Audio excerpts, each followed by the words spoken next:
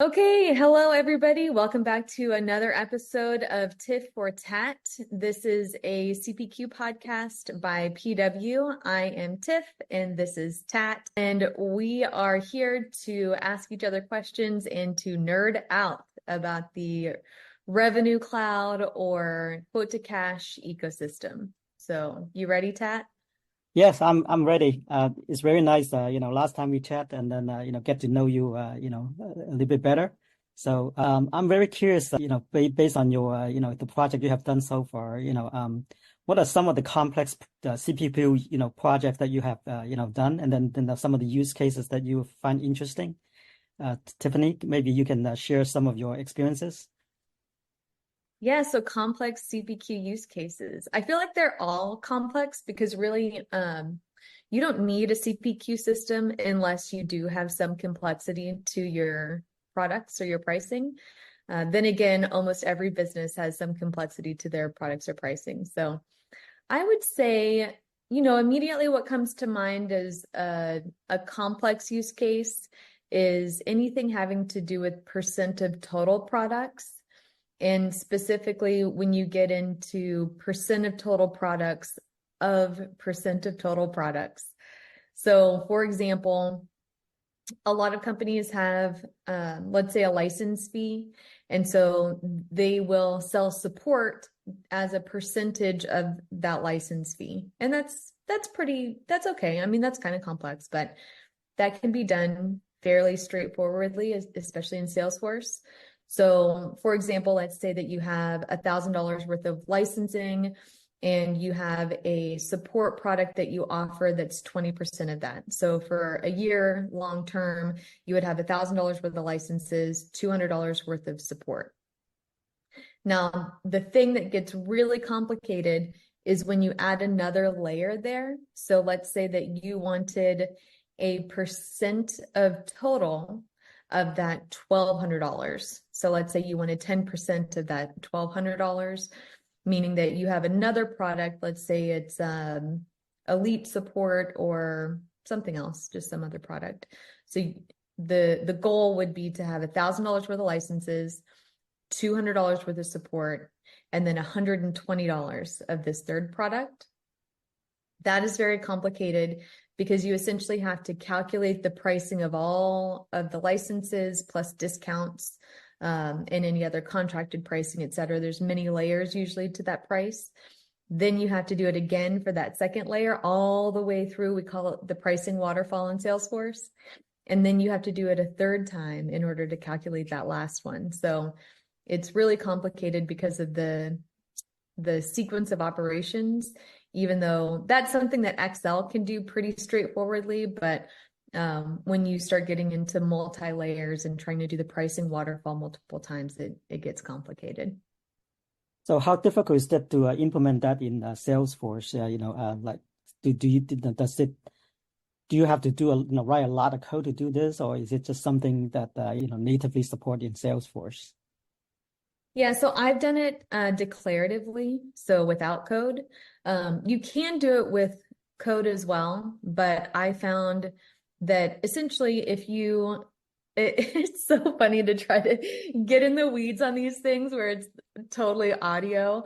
I'm very visual, so this is different for me. But anyway, there's a way to essentially go, okay, if that third product should be 10% of the total of the licenses plus that support product, there's actually a way to figure out the math to just base that third product off of the licenses.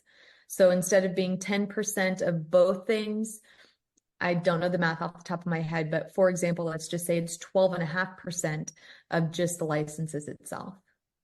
So the way that I did that in CPQ, in Salesforce CPQ, declaratively is by figuring out what the math would be just based on the licenses, but the price always came out as if it was calculating the support and then that third product.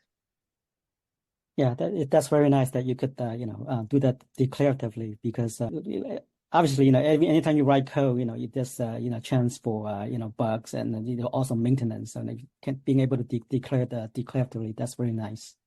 Yeah, and that was a point where if we had put it in code, we could have probably gotten away with it. But when you get into code, and especially when you get into like nested things or trying to Yeah. do the same process over and over, you hit performance issues pretty quickly too.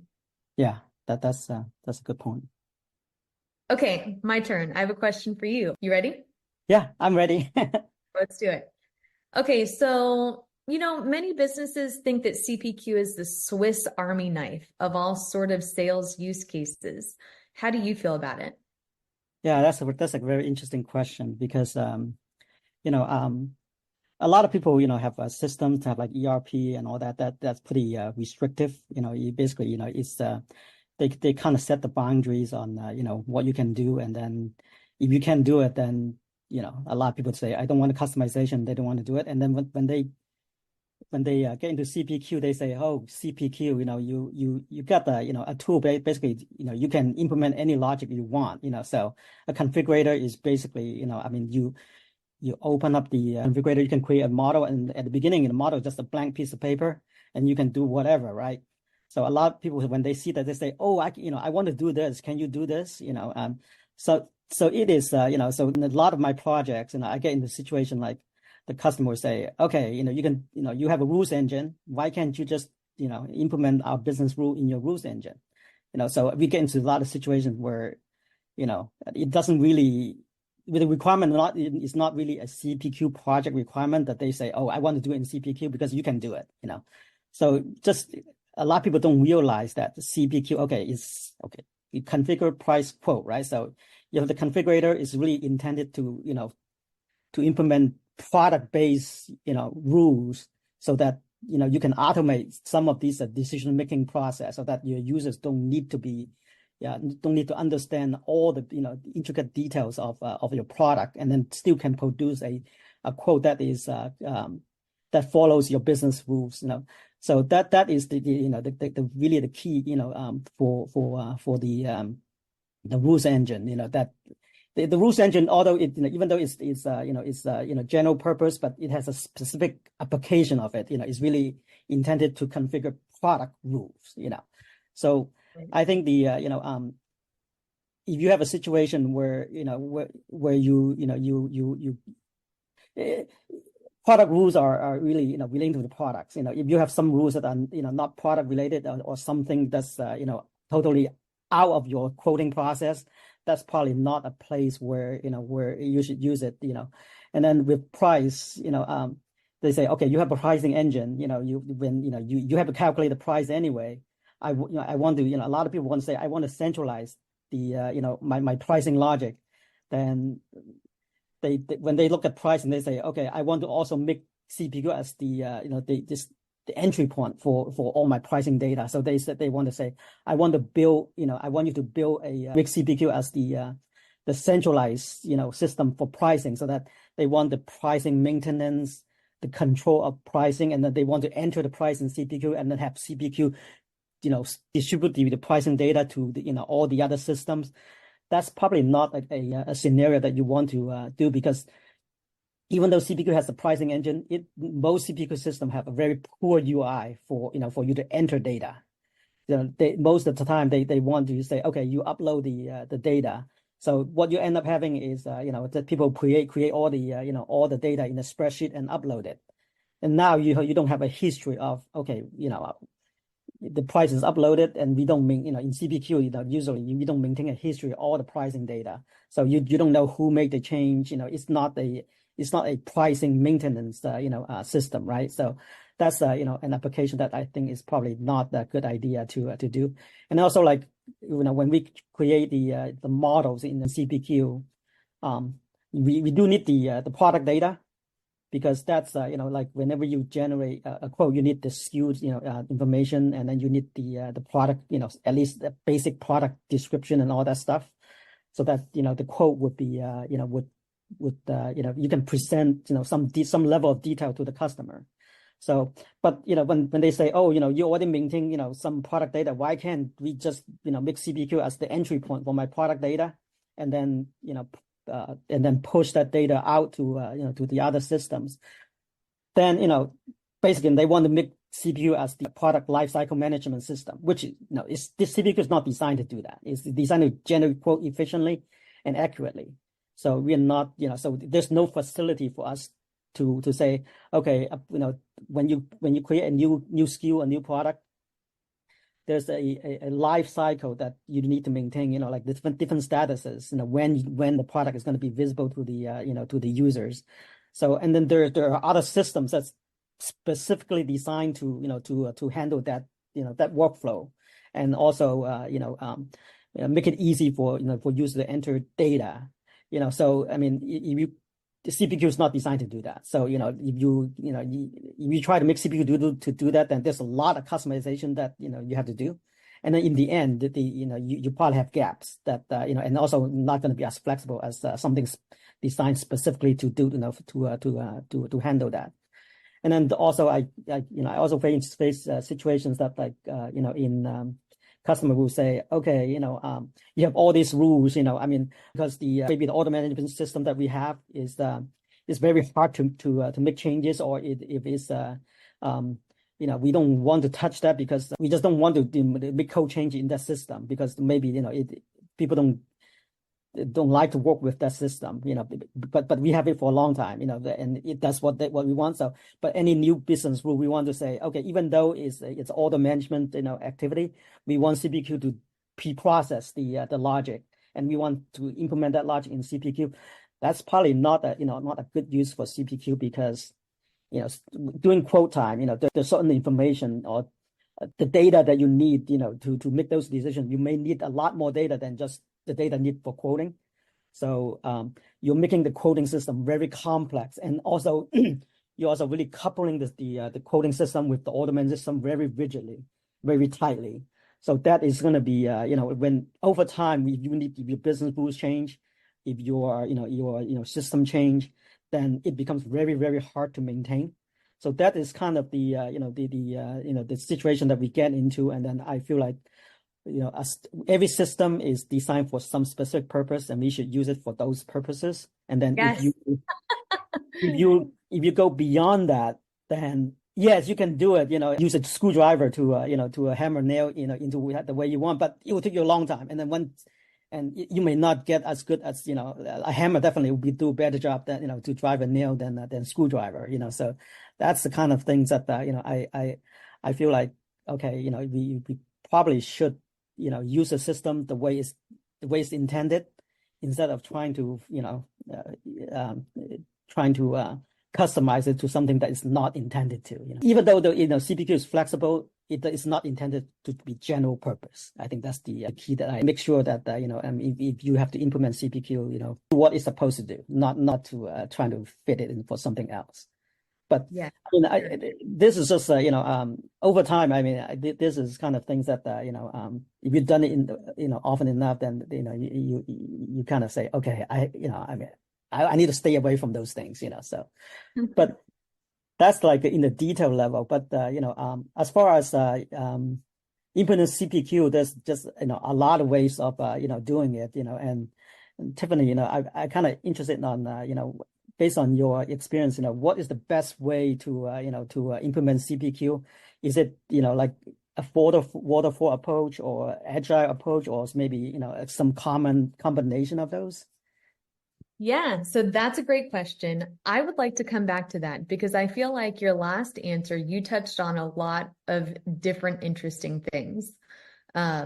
I think the biggest takeaway that I got from what you said is that just because a system can do something doesn't mean you should do that thing definitely, with the system. Yeah. And then the other thing that's interesting, so just for clarity, I am a Salesforce CPQ architect, and Tat, you are an Oracle CPQ architect. So we come from different backgrounds in that respect. I have done projects of all sizes. So anything from a 12-week CPQ implementation to a 1.5 year long implementation, definitely different size companies and stuff too. So the other thing that you touched on that I thought was very interesting was the idea of master data. How do you decide where to store your product data, where to store your pricing data, what is the master for those items. And I think from my experience, it really depends on the size and the complexity, the size of the business and the complexity of the products and the complexity of the pricing. I have seen a lot of smaller companies use Salesforce or Salesforce CPQ as their product and their pricing master. And then you typically see once you go up market and you get into these bigger projects, they have very robust ERP systems, so SAP, for example, and typically I see that SAP is the product and the pricing master, and then Salesforce CPQ uses that information. Or I've also seen companies use an MDM, like a master data management system that kind of sits in between all the systems, and its sole purpose in that it exists for is to hold all the master data. So just wanted Yeah, to I bring mean, that yeah, experience. in all the if you want your system to work together, they have to talk the same language, and the product data is like, even though you can say product data is data, but it's really a language. Because for example, SKU, right? I mean, if you define a SKU in CPQ and then nobody else use that, what you define, then that SKU is meaningless. It's only, I mean, when you send it out to let's say somebody create a quote and place an order, and how do you know that SKU, if the SKU doesn't, is not understood by other systems, then there's going to be, you need to be translating it. Then if every system does that, then your system's not going to be able to talk to each other. So you can look at data really, even though data is data, but the if you want your system to work together, you have to speak the same language so that, if you say, okay, the end goal of everything, it's going to end up in ERP, then definitely, you need to say, okay, the master data has to be the source of your master data, right? Even though you may be defining in another system, but eventually it has to be, pushed to the ERP, and it has to be shared with all your systems so that they use the same destination for the same, same item. So to Yes. me, that is really, being able to speak the same language is very important, because otherwise your system will be very difficult to maintain. So I think the baseline for for implementing any system, I think, not Yeah. just CPQ. No, I agree. Couldn't agree more. Love that. Yeah, with the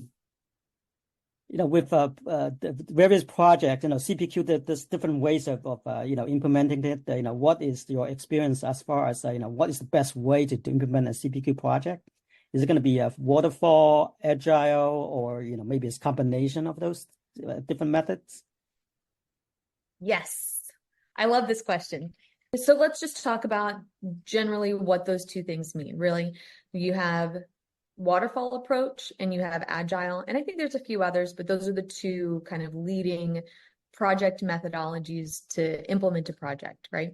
Waterfall is when you do everything completely perfect and then you release it all in one big bang. So you step through it and you make sure that every single piece is fully built out. It's enterprise ready, it's scalable, it's maintainable. Every use case that you could think of is accounted for, and it's a fully fleshed out product. Usually those projects take much longer, and the product at the end sometimes is a fully fleshed out, perfectly working product. But the biggest drawback to that is that you're not getting real-time feedback from actual users, right? It's just developers and a handful of business people in a room figuring out and trying to think of everything, right? So a lot of times what I've seen happen in waterfall methodology is that it's this big bang release, and then one of our key concepts was just wrong. The users come back and say, well, this doesn't work. And we go, well, we thought it worked like ABC. And they go, no, you're close, but it's actually BCD. And because it's BCD, we had to go back to the root of the whole system and rebuild, or, it takes a lot of rework.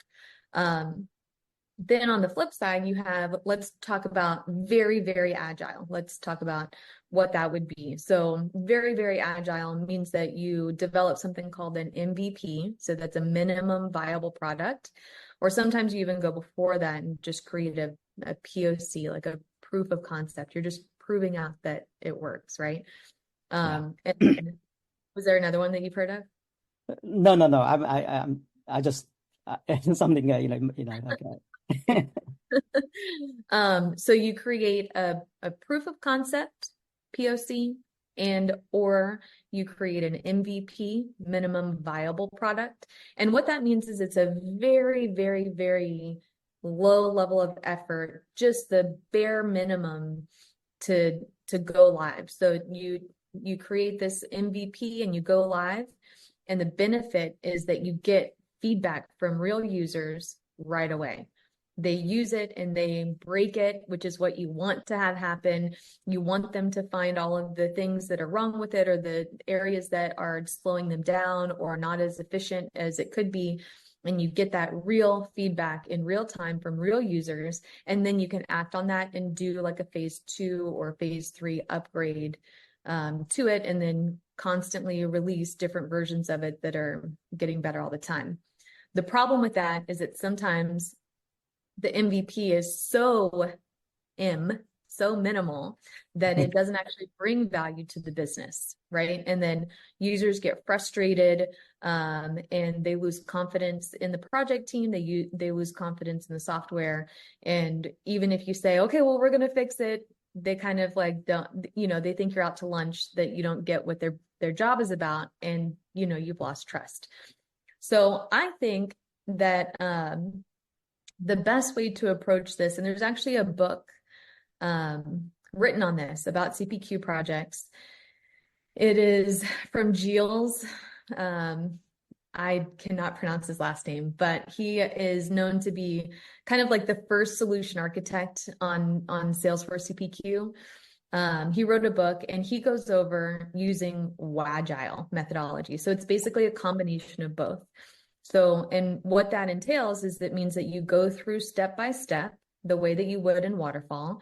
You start at the products and you go through each one: products, bundles, pricing, discounting, approvals, output documents, order generation, integrations, etc. Right? You just go from the very beginning of the entire CPQ process, and you bring that up to an MVP level, and then you go to the next one and you bring that up to an MVP level. But you do have to strike a balance, right? You do have to strike a balance between having a fully fleshed out perfect product and getting user feedback early so that you can act on that user feedback. So, and I think that balance really gets striked differently with different project teams and different businesses. I think a lot of it has to do with how fleshed out the business processes are. Outside of any system, does the business have a specific process that it follows every single time? Does it know what their products are? What does a product list look like? To what level are they breaking things out? How do they price things? Is that fully fleshed out? Do they have their approval rules fully fleshed out?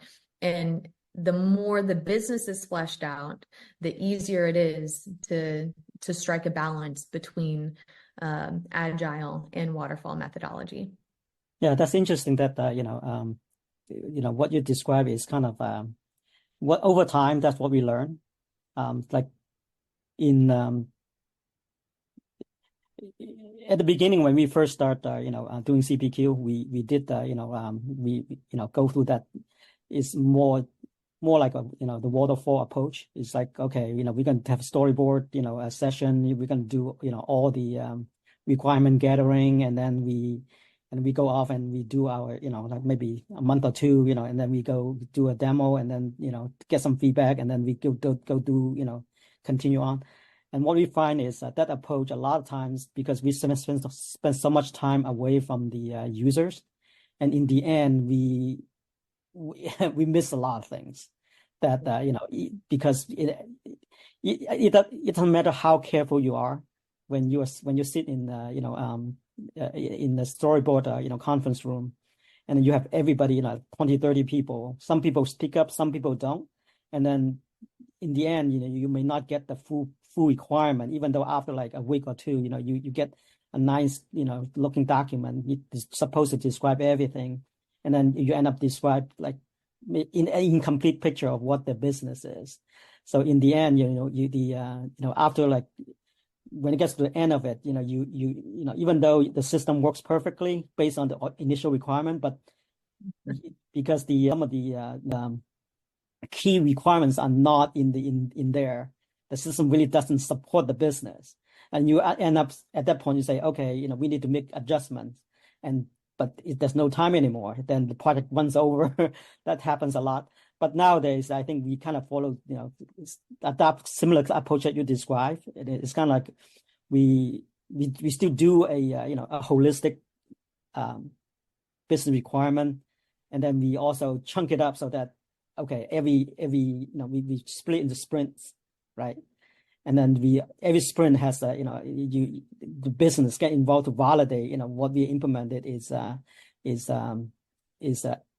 adequate to support the business, and then bring in some real use case, real test scenarios that we can confirm that is working. So, and that approach I think is kind of similar to what you described, to say, okay, you go through almost like a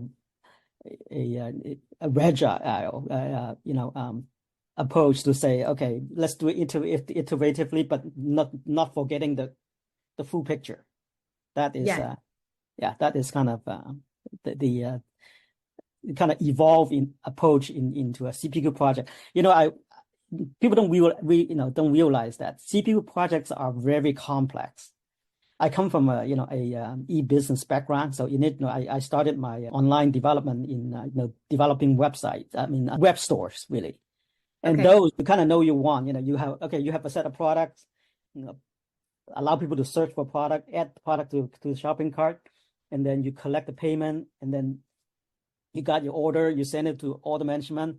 That's pretty fixed, and there's not a lot of intricate details on this detailed business rules. So the waterfall approach is actually works fine, but when you look at the like CPQ projects, they are just a lot more complex rules, like the approval rules could be very different, and then also the pricing could be very complex depending on you have customer specific pricing or not, or if your pricing logic is very is very based on some other factor than just quantity. So there's just a lot more complex business rules, and we need to implement in CPQ project than a online store. So a lot of people don't realize that, and then we take the online store approach to implement a CPQ project. We just asking for trouble. So it's it's very different. Yeah, I agree with everything you said. I think, there's nothing that can substitute for a real user using the system. Yeah. And just like you said earlier, some people don't speak up when you're in a room or you're in a virtual meeting with 20, 30 people gathering requirements. Some people don't speak up, right? But what I've learned is that people want to do their jobs. So if they get into a position where you are slowing them down, doing their job, boy, do they speak up. Then you get the real requirements, but I think the faster that you can get a minimum viable product into the hands of users and get that real user feedback, the more successful the project can be. Yeah, that's really, over time, I think that's what we see too. Like, even in Oracle, CPQ implementation, we kind of end up in the same point, as far as how best to implement CPQ projects. Yeah. Okay, so I have a question for you, Tat. I know you've been in the CPQ space for a very long time, so I'm just curious, have you seen CPQ projects evolve over time? And what I mean by that is, have you seen businesses starting to solve different types of problems with their CPQ implementation? Yeah, I have been doing this I mean, even before, before doing Oracle CPQ, I used to work for a software company that's kind of, have the workflow is quote order, it's similar kind of process. So I've been doing it probably, see for Oracle it's like 14 years, but overall probably done it for like 20 some years, as far as CPQ. So, when I first start, implement CPQ, most of the projects I have seen is like they're usually manufacturing, organizations of our companies, and they usually want to say, okay, we have a set of product rules that we want to automate so that we don't rely on one or two people, or our salespeople can quote complex products. So a lot of the projects is more for manufacturing. So they're mostly the products that are say really all the rules are product related. So that it's a lot of times you say, okay, how do we almost like how do we put a computer together? That's an example, right? And you have all the components, and components don't fit together. You cannot just use it, all the components interchangeably, because they may not be compatible. So like a lot of rules that we write, product compatibility rules, or product exclusionary rules, things like that. So those are the at the beginning, there are a lot of product projects are like that. But over time, nowadays, it becomes, the projects are very different. So, there's a lot more companies that are, they don't even manufacture anything. They could be like a company that may be selling, software to do car dealerships.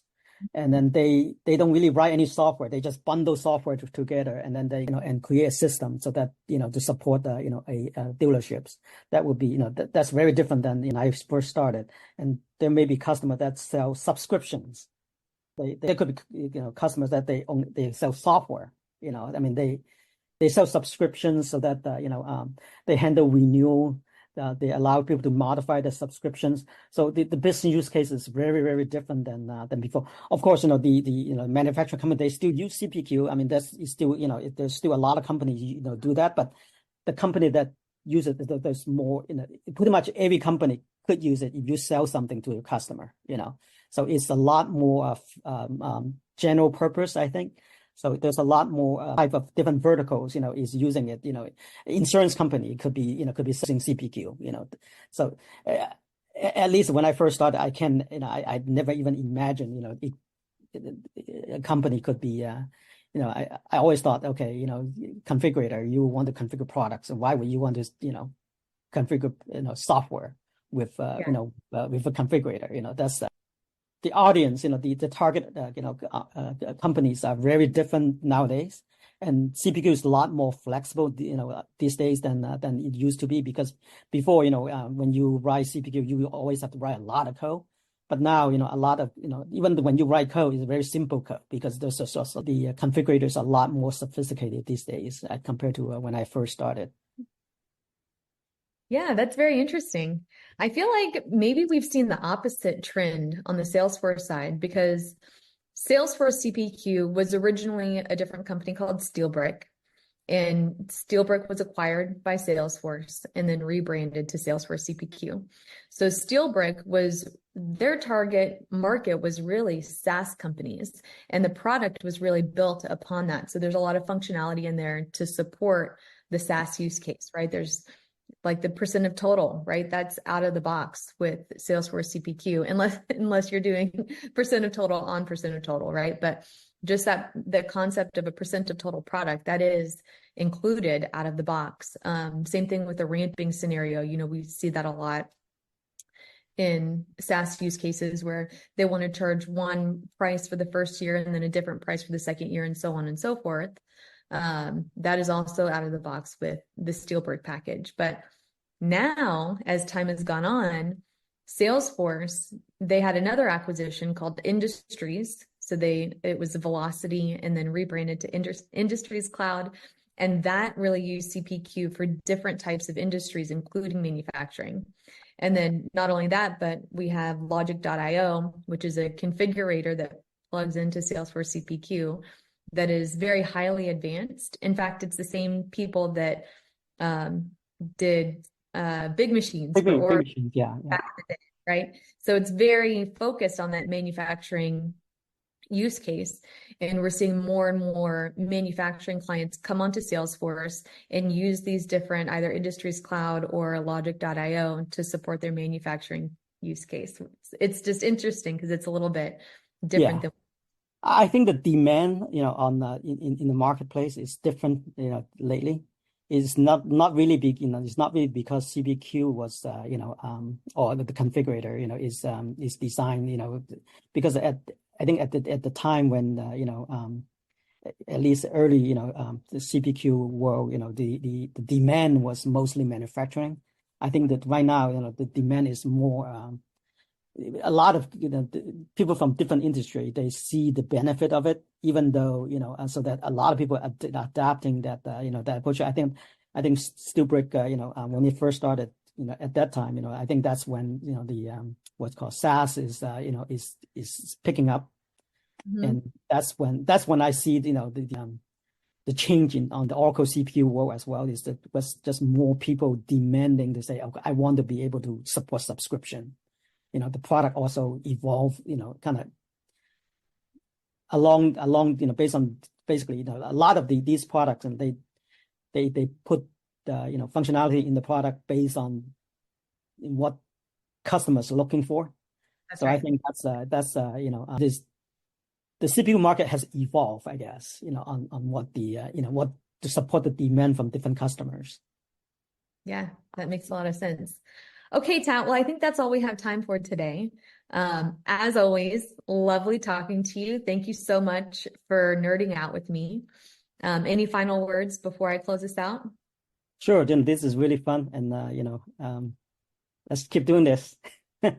Okay, so here at Pierce Washington, we are quote to cash experts. So if you have any questions about your CPQ implementation or anything that we covered on today's episode, don't hesitate to reach out to us. We'll put contact methods in the show notes. And then also, we are going to start interviewing people. So if you know of somebody, or if it's you yourself that is a good candidate for us to interview and go tit for tat with them, then please reach out and let us know that you're interested to be on the show, and we'd love to have you. Yeah, come join us. Yeah. Okay, until next time, Tat. All right, talk to you later.